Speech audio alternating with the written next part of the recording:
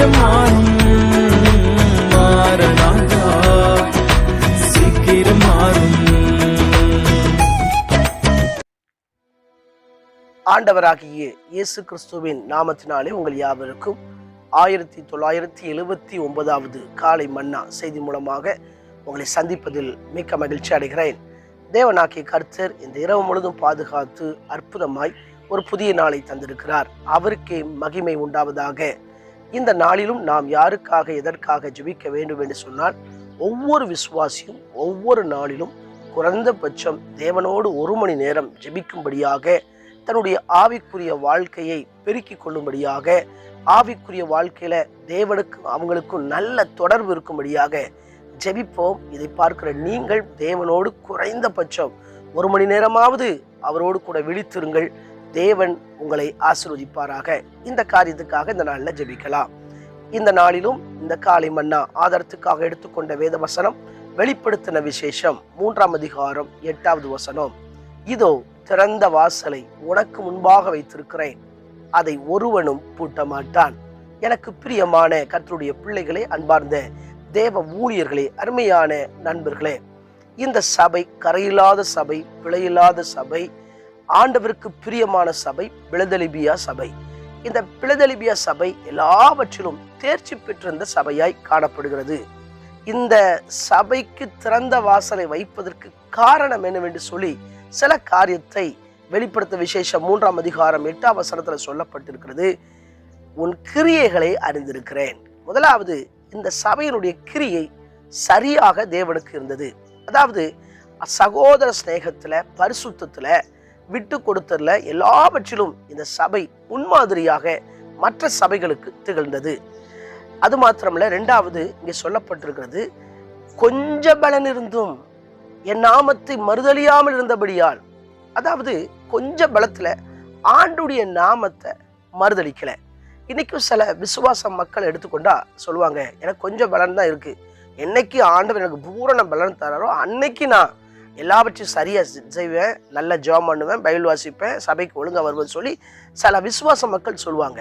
ஆனா இந்த இடத்துல சொல்லப்பட்டிருக்கு, கொஞ்ச பலன் இருந்தும் என் நாமத்தை மறுதலியாமல் இருந்தபடியால்.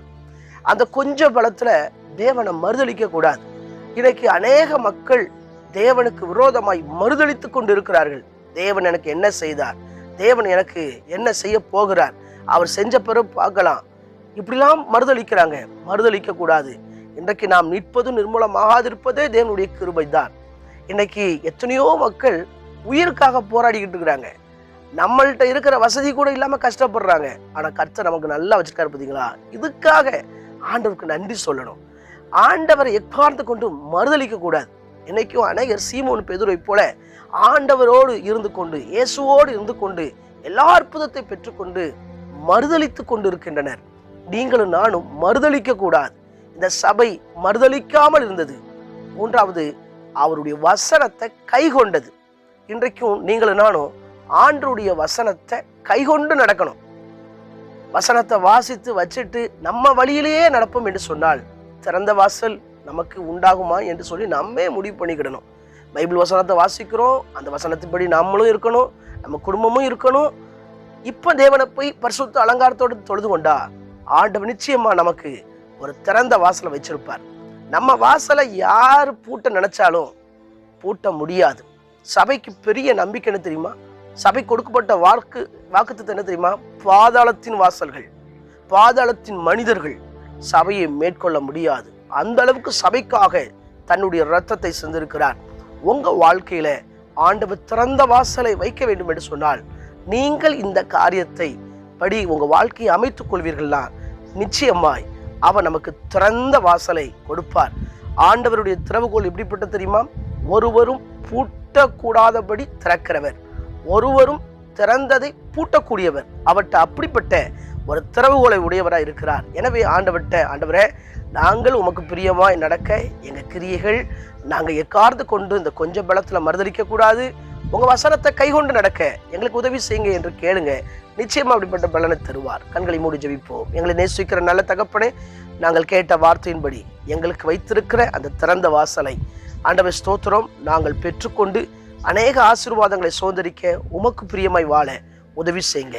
உமக்கு பிடித்தமில்லாத செயல்கள், உமக்கு பிடித்தமில்லாத வார்த்தைகள், உமக்கு பிடித்தமில்லாத எந்த காரியத்தையும் நாங்கள் செய்யாதபடி கர்த்தர் பாதுகாத்து தேவ பயத்தோடு இந்த நாளில் நடக்க உதவி செய்யுங்க. இயேசுவின் மூலம் ஜெபங்களும் ஜீவன் உள்ள நல்ல பிதாவே, ஆமென். ஆண்டவருக்கு சித்தமானால் மீண்டும் நாளை காலை புதிய காலை மன்னா செய்தி வழியை சந்திக்கிறேன். அதுவரை தேவ கிருபை தாங்குவதாக. மாரநாதா, இயேசு வருகிறார். ஆயத்தமாகவும் அனைவரை ஆயத்தப்படுத்துவோம். ஆமென். அல்லேலூயா. Praise the Lord.